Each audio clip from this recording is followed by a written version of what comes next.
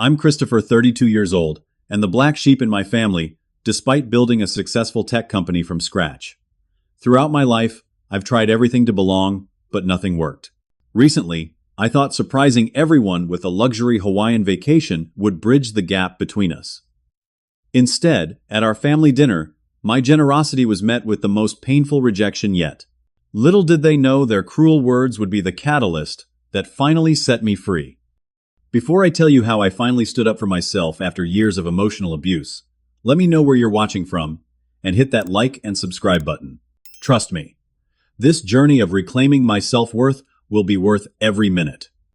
Growing up in suburban Boston, I always knew I was different from the rest of my family. Our home in Winchester looked picture-perfect from the outside, colonial style, with a well-manicured lawn and a two-car garage. My father Richard worked as a mid-level manager at an insurance company, while my mother Margaret taught second grade at the local elementary school. My sister Amanda, 3 years older than me, completed our supposedly ideal American family. But beneath the surface, the dynamics were anything but ideal. From my earliest memories, it was clear that Amanda was the golden child. She had my mother's warm brown eyes and my father's charismatic personality. Athletic and outgoing, she collected friends effortlessly and brought home decent report cards that always earned excessive praise. "That's our girl," Dad would exclaim proudly, displaying her B-plus papers on the refrigerator. Meanwhile, I was the quiet, awkward child who preferred books and computers to sports and social gatherings. I had always been introspective, analytical, more comfortable with ideas than with people. These traits, which would later become strengths in my career, were viewed as deficiencies by my family. "Why can't you be more like your sister?" became the unofficial family mantra. When Amanda made the junior varsity volleyball team in 9th grade, my parents threw a party and invited the entire extended family. When I won the state mathematics competition that same year, my achievement warranted only a distracted, "Good job, Christopher," from my father, who quickly changed the subject to Amanda's upcoming volleyball tournament. Family events consistently reinforced my outsider status. At Thanksgiving, gatherings, relatives would flock around Amanda, asking about her social life and activities while I sat quietly in the corner. If I tried to share something about my coding projects or the robot I was building for a science competition, eyes would glaze over before someone inevitably interrupted with a question for Amanda. "Christopher is just in his own little world," my mother would explain to relatives with a dismissive wave of her hand. "He's smart, but not very practical." By middle school, I had developed coping mechanisms. I retreated further into my studies, finding solace in the logical, predictable world of mathematics and computer science. While Amanda attended sleepovers and school dances, I taught myself programming languages and built primitive websites for local businesses. My parents viewed my interests with a mixture of confusion and concern. "Computers are fine as a hobby," my father would say, "but you need to develop some social skills if you want to get anywhere in life." The irony, of course, is that these very skills they dismissed would eventually build my fortune, but that came much later. High school only widened the gap. Amanda was homecoming queen, dated the quarterback, and graduated with a respectable 3.2 GPA that my parents celebrated as if she'd won a Nobel Prize. My perfect 4.0 and early admission to MIT barely registered on their radar. "MIT is so far away," my mother lamented when I shared my acceptance letter. "Couldn't you have chosen somewhere closer to home like Amanda did?" Amanda had opted for the state university just 30 minutes from our house. "It's the best technical university in the country," I explained, unable to hide my frustration. "Well, I suppose it's fine if that's what you want." Dad responded with a shrug. "Though I've always thought those elite schools are overrated." During my undergraduate years, the pattern continued. My parents visited Amanda at her college nearly every weekend, attending her sorority events and football games. They made the 3-hour drive to Cambridge exactly twice in 4 years, once for move-in day and once for graduation. When I called home with news about my coursework or research projects, conversations quickly pivoted to updates about Amanda's social life or her mediocre grades, which somehow always merited more attention than my academic achievements. It was during my senior year at MIT that I founded my first tech company with my roommate. we developed an innovative encryption software that quickly attracted attention from venture capitalists. When I excitedly shared the news that we'd secured our first round of funding, $500,000, my father's response was telling. That's nice, but is it a real job? With benefits and stability.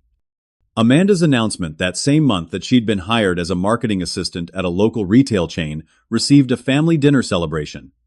The pattern was painfully consistent. My achievements, no matter how significant, were minimized, while Amanda's ordinary accomplishments were magnified and celebrated. It wasn't that I resented my sister. She wasn't malicious, just accustomed to being the center of attention. But the cumulative effect of this lifelong imbalance had left deep wounds that I struggled to acknowledge, even to myself. Instead, I channeled that pain into drive.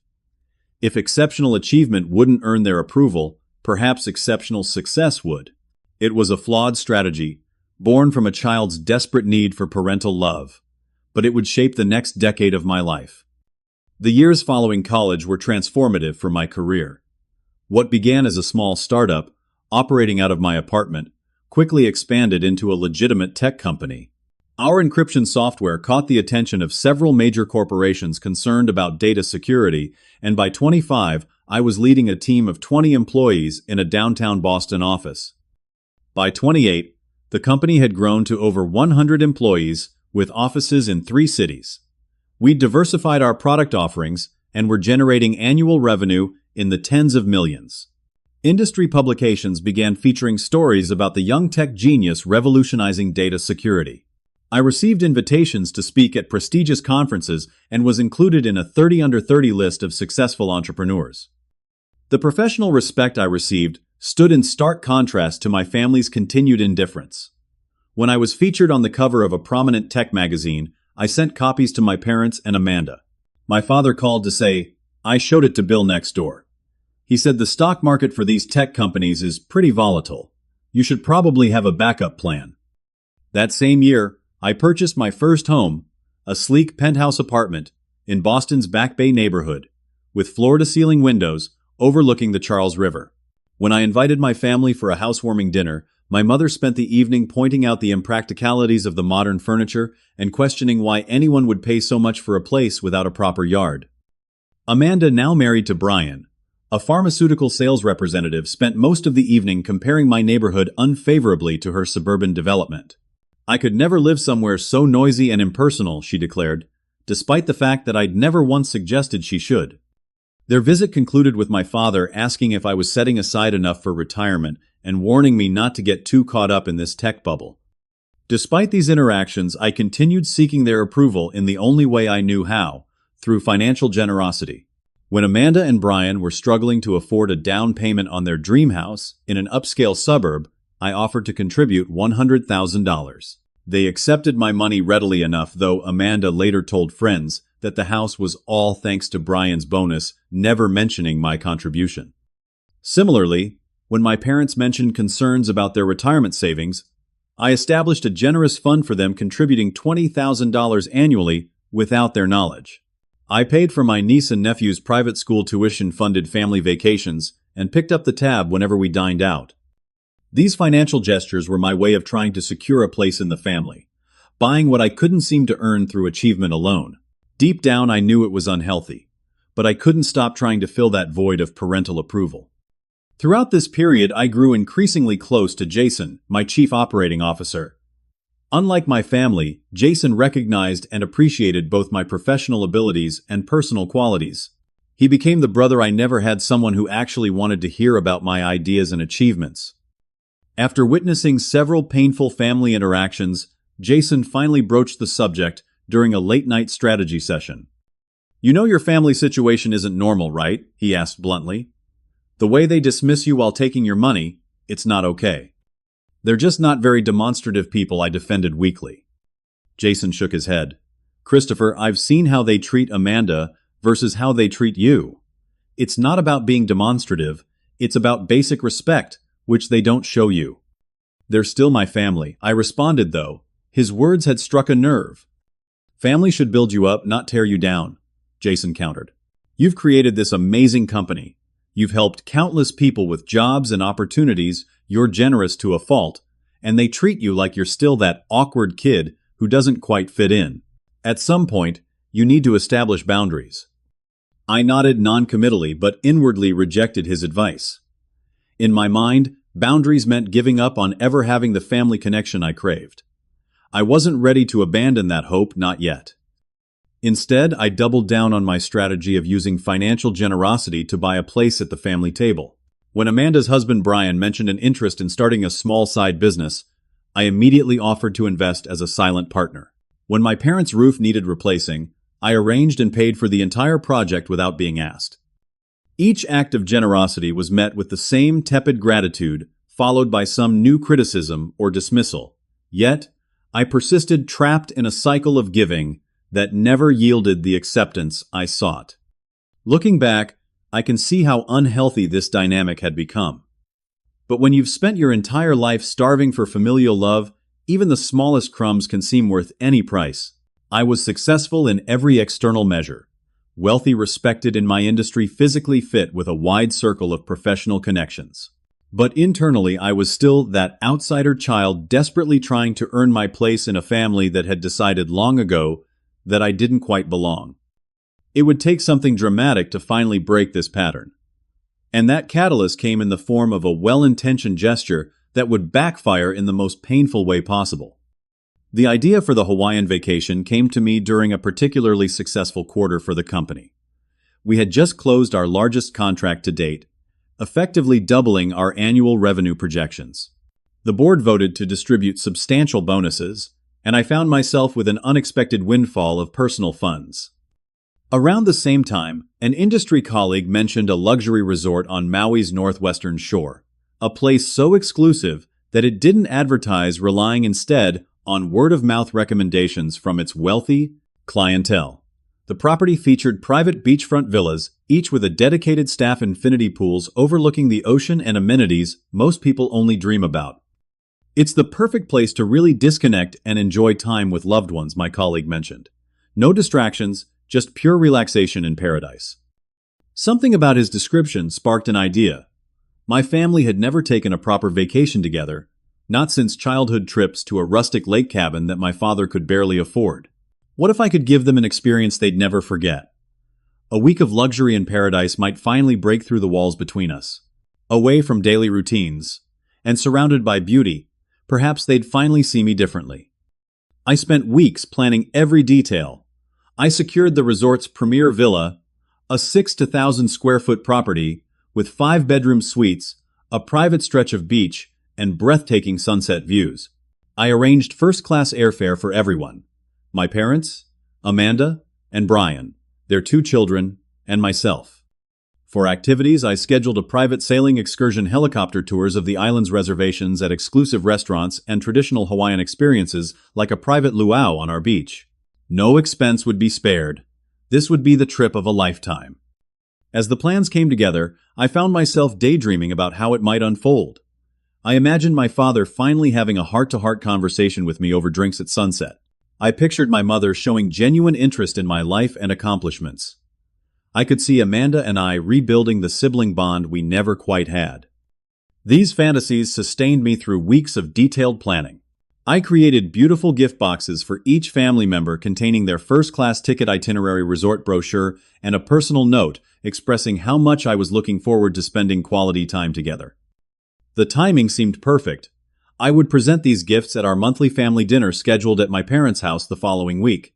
This regular dinner was ostensibly to keep the family connected, though it typically involved 3 hours of focusing on Amanda's children, Amanda's house renovations, Amanda's social engagements, with minimal interest in my planned life. As the dinner approached, my anticipation grew. I purchased an expensive bottle of champagne to celebrate the announcement. I selected my outfit carefully, business casual, but with the subtly expensive watch and shoes that signaled success without seeming ostentatious. The evening of the dinner, I found myself sitting in my car outside my parents' house, gift boxes carefully arranged on the passenger seat beside me. A familiar anxiety crept in, the same feeling I'd had countless times before these family gatherings. I took several deep breaths, reminding myself that this time would be different. This gesture was too grand, too generous to be dismissed. Walking up the familiar concrete path to the front door, I noted how little the house had changed over the years. The same outdated brass light fixtures, the same faded welcome mat, the same slightly overgrown shrubs my father never quite maintained properly.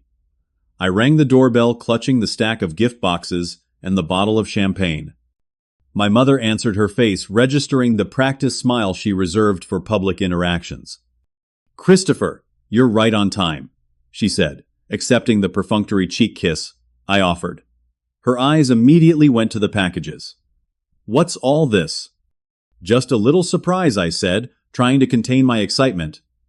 "For everyone." She nodded distractedly, already turning back toward the kitchen. "Your sister's family is running a few minutes late. Brian had to take Zachary to baseball practice." I followed her inside, where my father sat in his usual recliner, eyes fixed on a basketball game. He glanced up briefly. "Christopher," he acknowledged with a nod before returning his attention to the television.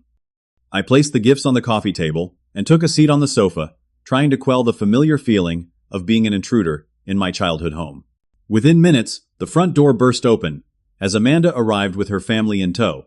Brian looking harried, 8-year-old Zachary, still in his baseball uniform, and 6-year-old Emma clutching a tablet. "Sorry we're late," Amanda announced, though no real apology was in her tone. Zach's coach kept them late, and then traffic was awful. My mother immediately rushed to greet them, cooing over Zachary's uniform and asking about the game. My father muted the TV and stood to shake Brian's hand warmly, then tousled Zachary's hair with affection. "There's my sports star," he said proudly. "How many hits today, champ?" The contrast between their enthusiastic welcome and my own muted reception wasn't lost on me, but I pushed the observation aside. Tonight would be different. Tonight I had something that would change everything. Dinner progressed as usual. Amanda dominated the conversation with stories about her children's activities, neighborhood gossip, and detailed accounts of her ongoing kitchen renovation. My parents engaged enthusiastically, asking follow-up questions and offering opinions. Brian occasionally chimed in with comments about work or sports. When I attempted to share news about a recent industry award the company had received, my mother nodded politely before turning to Amanda's daughter. "Emma, tell everyone about your dance recital," she prompted effectively, ending my brief contribution to the conversation. I swallowed my disappointment, reminding myself that the surprise would change the dynamic. As dinner wound down and my mother served coffee, I decided it was time. "I actually have something special to share with everyone tonight," I said, standing to retrieve the gift boxes from the living room. 5 pairs of eyes watched with varying degrees of interest as I returned with the stack of elegantly wrapped packages. "What's the occasion?" my father asked, sounding more suspicious than curious. "No occasion," I replied, trying to keep my voice casual. "Just wanted to do something nice for the family." I distributed the boxes, larger ones to my parents and to Amanda and Brian, smaller ones to the children. I stood back, heart pounding with anticipation as they began to open them. The dining room fell quiet as everyone began opening their gift boxes. My parents' oak table, the same one from my childhood, was cleared of dinner plates and now covered with torn wrapping paper. The overhead chandelier, which had always hung slightly crooked, cast uneven light across the scene. I watched their faces carefully, waiting for the moment of realization, the expressions of surprise and delight I'd imagined so many times during the planning process. My mother opened her box first, her thin eyebrows rising slightly as she removed the embossed resort brochure. "Hawaii?" she questioned, looking confused rather than pleased. My father peered into his own box, removing the first-class ticket with a furrowed brow. "What's all this?" he asked in the same tone he used when questioning an unexpected bill. The children were more enthusiastic. "Hawaii!" Emma exclaimed, clutching the brochure with its images of palm trees and beaches. "Like Moana?" Zachary was examining the activities list. "Helicopter rides, snorkeling." "Is this real?" Amanda and Brian exchanged a glance before opening their own packages. Brian whistled softly as he examined the first-class ticket. "These must have cost a fortune," he remarked, though whether with appreciation or judgment wasn't clear. I've planned a family vacation, I explained, unable to contain my excitement any longer. 1 week at an exclusive resort in Maui. Private villa beachfront property, all expenses covered. First-class travel all the way. We leave in 3 weeks. I waited for the reactions I'd anticipated, the expressions of gratitude, the exclamations of delight, maybe even an emotional hug from my mother, or a proud clap on the shoulder from my father. Instead, an uncomfortable silence settled over the table. My father cleared his throat. 3 weeks. That's pretty short notice for something like this. I've already confirmed everyone can get the time off. I responded quickly. Dad, I checked with your office, and Mom, the school will be on spring break. Amanda, your office already approved the vacation days, and Brian, your regional manager, signed off as well. Rather than being impressed by my thoroughness, my family seemed disturbed by it. You checked with my boss without talking to me first. Brian asked, his tone hardening. I wanted it to be a surprise. I explained, feeling the first flickers of unease. I made the calls as a potential client interested in your company's products just to confirm you'd be available those dates. Nothing inappropriate. Still, Amanda interjected, that's crossing a line. Christopher, you can't just arrange people's lives without their input. I thought you'd be happy, I said, hearing the defensive note in my voice. It's Hawaii, a luxury resort. Everything taken care of. My mother was examining the resort brochure with pinched lips. This seems very extravagant, she said finally. Not really our style. That's the point, I replied. It's supposed to be special. Something we wouldn't normally do. And who's going to watch the house while we're gone? My father asked. The mail. The yard. I've arranged for a service to handle all of that, I assured him. Everything's taken care of down to the smallest detail. My father shook his head slightly, exchanging a look with my mother that I couldn't quite interpret. Amanda was still frowning at the ticket in her hand, turning it over as if searching for some hidden catch. Then she looked up at me, her expression a mixture of pity and disdain that sent a chill through me. You're still trying to buy our love, aren't you? She said, her voice soft but clear. The room went completely silent. Even the children seemed to sense the sudden tension, their excitement dimming as they looked between the adults with uncertainty. I stood frozen, feeling as if I'd been physically struck. What? The money? The gifts? The constant bailing us out financially? Amanda continued. And now this over-the-top vacation. It's always been your thing, hasn't it? Thinking you can purchase a place in this family with your tech money. That's not what this is. I protested, though. Her words had struck uncomfortably close to a truth I hadn't fully acknowledged even to myself. I just wanted to do something nice to spend quality time together. Come on, Christopher. My father interjected, his voice carrying that familiar note of disappointment.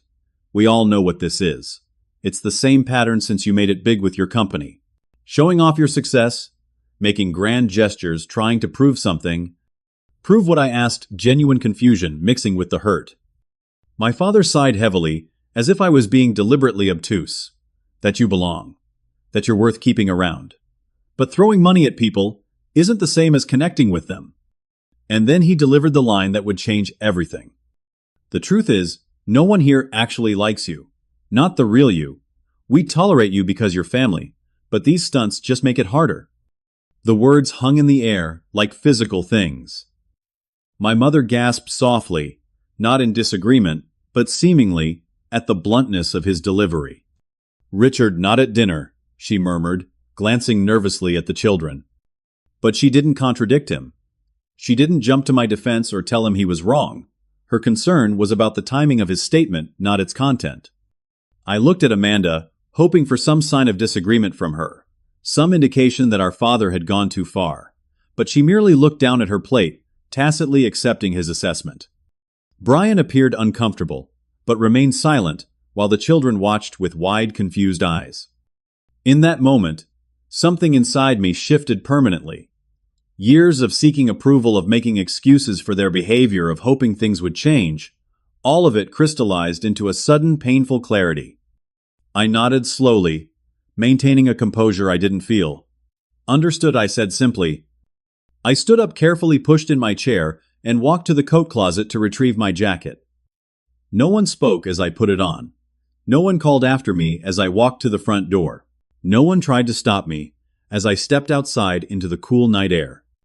The drive home passed in a blur. Streets and traffic lights merged into a hazy background as my father's words played on repeat in my mind. No one here actually likes you. Not we're disappointed, or we wish you were different, but a flat statement that I was fundamentally unlikable to my own family. I pulled into my building's garage, parked mechanically, and took the elevator to my penthouse. The spacious rooms that usually felt like a sanctuary now seemed to echo with emptiness. I poured myself 2 fingers of scotch and walked to the floor-to-ceiling windows overlooking the city lights. My phone began vibrating with messages, first from Amanda, then my mother. I silenced it without reading them. Whatever damage control they were attempting, it was too late. Some truths once spoken can never be taken back. Around midnight, Jason called. I almost let it go to voicemail, but at the last second I answered. I did something stupid, I said, without preamble. What happened? His voice was instantly alert, concerned. I recounted the evening. The vacation surprised their reactions, my father's devastating pronouncement, my silent departure. Christ, Jason breathed when I finished. That's beyond dysfunctional. That's emotional abuse. Maybe they're right, I said, the scotch and exhaustion loosening my tongue. Maybe I have been trying to buy their approval. So what if you were? Jason countered. That doesn't justify what your father said. No parent should ever say that to their child, no matter the circumstances. We talked for nearly an hour, Jason's steady voice helping to anchor me as waves of hurt threatened to pull me under. Before we hung up, he asked the question that would shape everything that followed. What are you going to do now? I looked out at the city lights, feeling a strange calm beginning to replace the initial shock. I don't know yet, I answered truthfully. But I know what I'm not going to do anymore. That night marked the end of one chapter of my life and the beginning of another. For 32 years I'd been trying to earn a place in a family that had no intention of making room for me. Now, for the first time, I was considering what my life might look like if I stopped trying. The week following that fateful dinner became a period of intense reflection. I took 3 days off work, something I hadn't done in years. I needed space to process not just the painful words spoken that night, but the lifetime of similar moments that had led to it. The first day, I barely left my bed. Grief washed over me in waves, not just for the recent hurt, but for the little boy who had tried so hard to be loved, for the teenager, whose achievements went unnoticed, for the young man who thought success might finally earn him acceptance. I allowed myself to feel it all, no longer pushing the pain aside as I had for decades. By the second day, grief began giving way to anger. I reviewed countless memories through a new lens, seeing clearly for the first time how consistently I had been marginalized within my own family. The pattern was so obvious that I wondered how I had managed to deny it for so long. Every generous act met with criticism, every achievement minimized, every attempt at connection rebuffed. On the third day, resolve began to form. Jason called to check on me, and our conversation helped crystallize my thoughts. I can't change them, I told him. I've been trying my entire life, and it hasn't worked. No, you can't, he agreed. The only person you can change is yourself, and how you respond to them. I think I'm done, I said the words, feeling both terrifying and liberating.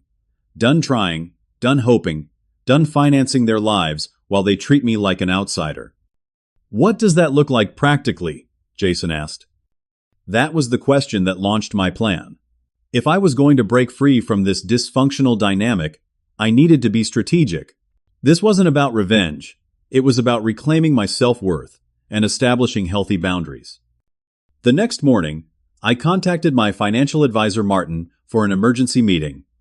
In his sleek downtown office, we spent 3 hours reviewing every financial connection between me and my family members. I had no idea the extent of your support, Martin commented as we went through the list. It's quite substantial. The list was indeed longer than even I had realized. Beyond the obvious contributions, Amanda's mortgage assistance, the children's private school tuition, the retirement fund for my parents, there were countless smaller entanglements. I was paying for my parents' cell phone plan, covering Amanda's family's health insurance deductibles, and had set up monthly transfers to cover miscellaneous expenses. I want to unwind all of it, I told Martin. Not abruptly enough to cause immediate hardship, but clearly and definitively. Martin nodded, taking notes. We'll need to be careful with the timing.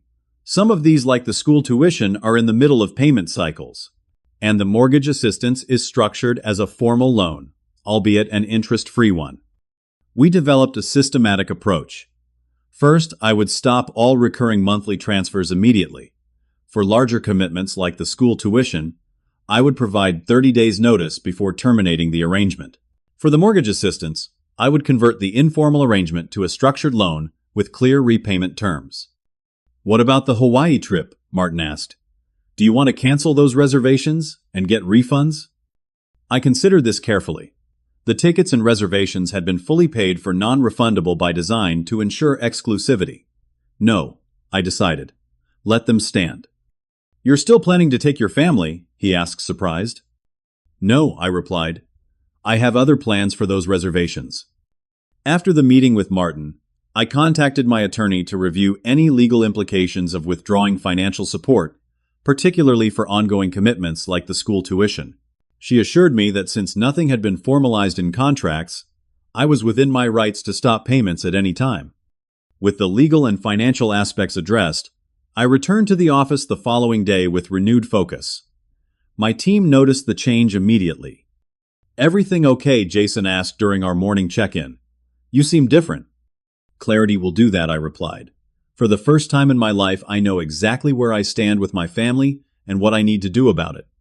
By midweek, the first effects of my financial withdrawal began rippling through the family. My father called, leaving a confused voicemail about a credit card being declined at his golf club, a card I had provided as an authorized user on my account. There must be some mistake with the bank, he said, his tone suggesting this was an inconvenience I should remedy immediately. Call me back so we can sort this out. I didn't return the call. The next day, Amanda texted about a notification she'd received from her children's school. There seems to be an issue with the tuition payment. The school says they got a notice that the automatic payments are stopping next month. Call me as soon as possible. Again, I didn't respond. By Friday, a week after the dinner, the messages had escalated in both frequency and urgency. My mother called 4 times, leaving increasingly worried voicemails. My father's messages shifted from confused to irritated to concerned. Amanda's text became a steady stream of questions and eventually accusations. Are you punishing us because of what Dad said? This is exactly the immature behavior he was talking about. That one almost got a response, but I held firm to my silence. This wasn't about punishment, it was about boundaries.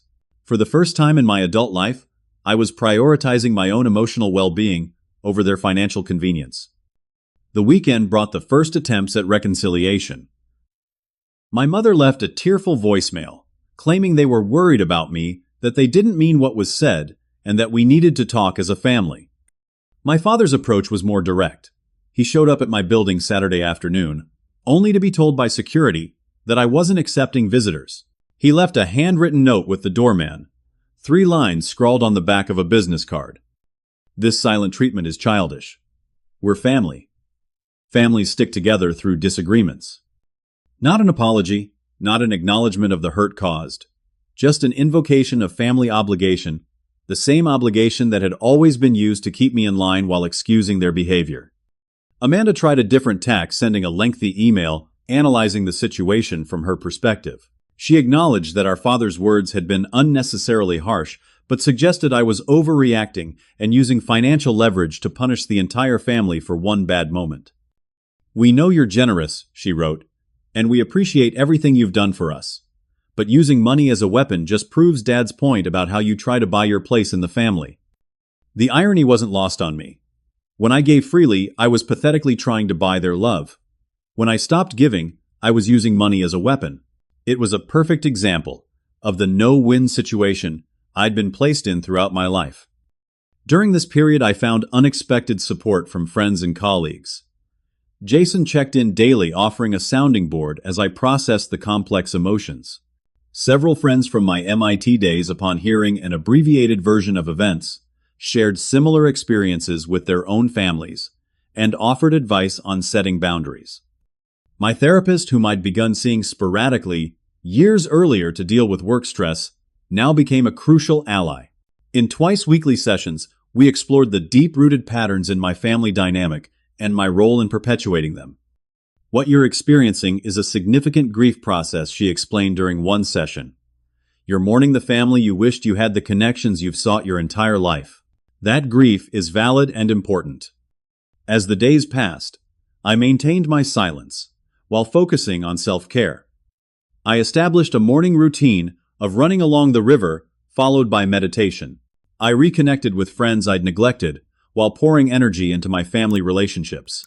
I even began exploring interests I'd always been curious about but never made time for, taking guitar lessons and joining a local rock climbing gym. 2 weeks after the dinner, I made a decision about the Hawaii reservations. I invited Jason and 3 other close friends to join me on the trip. These were people who had shown me genuine care and appreciation throughout the years, the chosen family I'd built without fully recognizing its value. When I shared the revised travel plans with Jason, his response was immediate and supportive. Hell yes. That's exactly what you should do with those tickets. Surround yourself with people who actually want to be around you. As the 3rd week began, the family's attempts to contact me reached new levels of desperation. Amanda reported that our mother was making herself sick with worry. My father had apparently contacted several of my known associates trying to reach me. Even Brian, who rarely communicated with me directly, sent a text suggesting a man-to-man conversation to clear the air. I maintained my silence, not out of spite, but from the growing certainty that any response would simply pull me back into the dysfunctional dynamic. I wasn't ready to engage with them, not until I had fully established my new boundaries and healed enough to maintain them in the face of inevitable pressure. The night before my scheduled departure for Hawaii, I finally sent a group text to the family. I am safe and well. I need space and time to reconsider our relationship. I will contact you when I'm ready to talk. The response was immediate. A flurry of messages expressing relief at hearing from me, followed quickly by demands for further explanation and attempts to minimize what had happened. I turned off my phone, packed my bag, and prepared for a vacation that had transformed from a desperate attempt to buy familial love into a celebration of genuine friendship. My week in Hawaii, with Jason and my other friends, became a turning point in my journey toward healing. Far from the pressures of work and family, surrounded by both natural beauty and authentic connection, I experienced what genuine acceptance felt like. We stayed in the luxury villa, originally booked for my family, but the experience was entirely different from what I had imagined. Instead of tense conversations and unmet expectations, our days were filled with adventure and laughter. We took the helicopter tour over volcanic landscapes, went snorkeling in crystal-clear waters, and enjoyed sunset sails along the coast. During quiet moments on the private beach, Jason and I had several profound conversations about family belonging and self-worth. You know what I'm realizing, I said one evening as we watched the sunset. I've been so focused on getting my family to accept me that I never stopped to ask if I even like them as people. Jason nodded thoughtfully. And do you? If they weren't related to you, would you choose to spend time with them? The question struck me with its simplicity and power. Honestly, no. We have different values, different interests. The only thing connecting us is DNA and shared history. Then maybe that's your answer, Jason suggested. Maybe family should be defined by mutual respect and genuine affection, not just biology. Throughout the week, I kept my phone off, allowing myself this complete break from the situation back home. It was the first vacation in my adult life where I wasn't constantly checking messages or worrying about work. The mental space allowed me to gain perspective I'd never had before. Upon returning to Boston, I turned my phone back on to find dozens of missed calls, texts, and voicemails from family members. Reading through them chronologically told a story of escalating panic as they realized the financial support they had taken for granted was truly gone. My father's messages evolved from demanding to pleading as he faced the reality of covering his own golf club membership and car payments. My mother's voicemails became increasingly tearful as she described having to cancel planned renovations to their kitchen. Amanda's texts shifted from accusatory to desperate as she confronted the school about tuition payment plans and spoke with her mortgage lender about options. What struck me most was how few of these messages expressed genuine concern for me as a person. The predominant themes were inconvenience, financial stress, and a sense of betrayal that I would abandon my obligations to them. Shortly after my return, I learned through a former neighbor that my family had held what Amanda called an emergency meeting at my parents' house. According to this neighbor, who remained friendly with my mother, the gathering had been tense and emotional. Amanda had apparently taken charge, presenting a unified approach to handling the Christopher situation. Her husband Brian had suggested that they needed to say whatever necessary to restore the financial support, even if it meant swallowing their pride temporarily. This confirmed what I had suspected. Their attempted reconciliation was motivated primarily by financial concerns rather than genuine remorse or affection. The attempts to contact me continued with increasing urgency. My mother left a particularly emotional voicemail 3 weeks after the dinner. "Christopher, sweetheart," she began, her voice cracking. "We're so worried about you.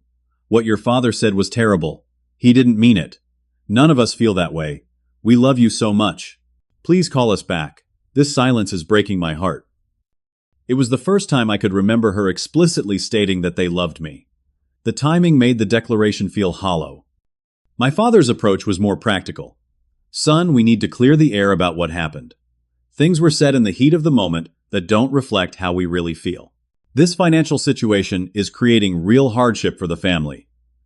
We need to talk this through like adults." Still no direct apology, I noticed. No acknowledgement of the lifetime of emotional neglect that had preceded that dinner. Amanda tried multiple approaches: anger, guilt, reason, and finally vulnerability. "I don't know what to do, Christopher," she wrote in an email. "The kids might have to change schools mid-year if we can't figure something out with tuition. Brian and I are cutting expenses everywhere, but we built our lives around certain assumptions. It's not fair to change everything overnight." The fairness argument struck me as particularly ironic. What about the fairness of treating me as an outsider my entire life, while happily accepting my financial support? What about the fairness of dismissing my achievements while celebrating her mediocrity? What about the fairness of standing silently by while our father declared that no one in the family liked me? After nearly a month of silence, I finally responded to Amanda with a simple text: "Too late." Those 2 words sparked another flurry of messages from all family members. They ranged from hurt to angry to pleading. My mother suggested family therapy. My father proposed a face-to-face meeting to work things out man to man. Amanda sent a lengthy message about forgiveness and moving forward for the sake of family harmony. I maintained my distance, focusing instead on rebuilding my life around people and activities that contributed positively to my well-being. I joined a business leaders mentoring group, started volunteering at a technology education program for underprivileged youth, and continued my therapy sessions. At Jason's suggestion, I began sharing carefully selected photos from our Hawaii trip on social media, something I rarely did. Images of the luxury villa, the private beach activities, and gourmet meals with friends appeared on my profiles. The posts generated exactly the reaction Jason had predicted. Within hours, my family members were calling and texting with renewed vigor, their messages now tinged with disbelief that I had taken friends instead of them on the planned vacation. "You took the trip without us." My mother texted, sounding more hurt by this than by anything else that had transpired. "Those were supposed to be our tickets." My father was more direct. "So you'll spend that kind of money on friends, but cut off your own family? This proves this whole thing is about punishing us." Amanda's response was the most revealing. "I can't believe you took our vacation and gave it to your work friends. That's beyond hurtful. Those were meant for us. The kids have been looking forward to it." The entitled tone of these messages only confirmed that I had made the right decision. In their minds, even after what had happened, they still believed they had some claim on my generosity, that the vacation was something I owed them rather than a gift I had offered. As weeks turned into months, the frequency of contact attempts gradually decreased. My parents and sister seemed to realize that their usual tactics weren't working. They began sending occasional messages that were less demanding and more reflective. My father sent an email that approached, but didn't quite reach an actual apology. "I've been thinking a lot about what I said at dinner. It was harsh and not entirely accurate. We've never been good at communicating in this family. Maybe that's something we can work on. My mother's messages became less emotionally manipulative and more genuine in their concern. I hope you're taking care of yourself, Christopher. Whatever issues are between us, I do worry about you. Amanda made the most significant shift, sending a message that showed the first real insight I've been thinking about how we've treated you over the years. I never realized how different things were for you growing up. I always saw you as the smart, successful one, who didn't need the attention I got. I'm starting to understand that wasn't fair. These messages were steps in the right direction, but they came after a lifetime of emotional neglect, capped by a devastating rejection. Some wounds run too deep to be healed by belated recognition or half-hearted apologies. 6 months after that fateful dinner, I finally agreed to meet Amanda for coffee at a neutral location. I felt strong enough in my boundaries to engage without being pulled back into unhealthy patterns. The meeting itself would prove whether my family was truly capable of change, or if their recent insights were merely tactical adjustments in their ongoing attempt to restore the status quo. 6 months after walking away from my family, I sat across from Amanda at a quiet cafe in a neighborhood neither of us frequented. She looked different somehow, the confident, slightly condescending demeanor replaced by something more subdued. Her designer outfit and perfect makeup remained, but there was a new hesitancy in her manner. "Thank you for meeting me," she began, clutching her coffee cup like a lifeline. I nodded, but said nothing, letting the silence stretch between us. This was something my therapist had suggested, allowing uncomfortable silences rather than rushing to fill them, particularly with people who had historically dominated conversations. Things have been difficult. Amanda continued, when it became clear I wasn't going to make this easy for her. Mom and Dad had to downsize. They sold the house last month and moved into a condo. It's nice, but small. Dad's having a hard time adjusting. I sipped my coffee, maintaining eye contact, but still not speaking. We had to change the kids' schools, she went on. The public school is actually good, but Zachary misses his friends. Brian took a second job on weekends to help with the mortgage. When I still didn't respond, irritation briefly flashed across her face, that familiar expression when things weren't going her way. But she quickly composed herself. "I'm not telling you this to make you feel guilty," she said, though. That had clearly been the intent. "I'm trying to explain that this situation has forced us all to reevaluate things. Our priorities, our relationships, how we've treated you." I finally spoke. "And what have you concluded?" She seemed relieved to hear my voice, even though my tone remained neutral. "That we took you for granted," she admitted. "That we accepted your financial support while continuing to treat you like an outsider. That we were unfair and inconsiderate, and sometimes cruel." It was more insight than I had expected from her, but I remained cautious. "Those are good realizations," I acknowledged. "But they don't automatically fix things." "I know," she said quickly. "I'm not expecting everything to go back to how it was. I miss my brother. The kids miss their uncle. Even with everything that happened, we're still family." There was that word again. Family. The trump card they had always played to maintain the dysfunctional dynamic. "What does family mean to you, Amanda?" I asked. Because for most of my life, it's meant feeling less than, overlooked, and undervalued. It's meant giving endlessly while receiving very little in return. She flinched at my directness but didn't deny it. "I never saw it that way," she said softly. "To me, you were the smart one, the successful one. You didn't seem to need the attention or approval that I did." "Everyone needs to feel valued," I replied. "Everyone needs to know they matter to the people who are supposed to love them unconditionally." Amanda nodded, looking down at her hands. "Mom cries a lot now," she said after a moment. "Not about the money or the house, but about you. She keeps saying she failed you as a mother." She did, I confirmed, the words coming more easily than I would have expected months earlier. "So did Dad, and in many ways so did you. But acknowledging that is just the first step. The question is whether anything will actually change." "Can we try?" she asked, meeting my eyes directly for perhaps the first time in our adult lives. "Can we try to build something better, even if it's completely different from before?" I considered her question carefully. The past 6 months had been transformative for me. Therapy had helped me process decades of accumulated pain and establish healthier boundaries. I'd built stronger connections with friends who genuinely appreciated me. My company continued to thrive, and I'd found personal fulfillment in mentoring young entrepreneurs from disadvantaged backgrounds. Most importantly, I'd learned that my worth wasn't determined by my family's ability to recognize it. I no longer needed their validation to feel complete. "I'm willing to try," I said finally, "but it has to be on new terms. No more pretending, no more obligatory relationships justified by blood ties. If we're going to have a relationship, it needs to be because we genuinely want to be in each other's lives." Amanda seemed to understand the significance of what I was offering. "Thank you," she said simply. "I'd like that." As we finished our coffee, we discussed practical next steps. I would meet with our parents individually before considering any group gatherings. Financial support would not automatically resume. They needed to adjust to their new circumstances and develop independence.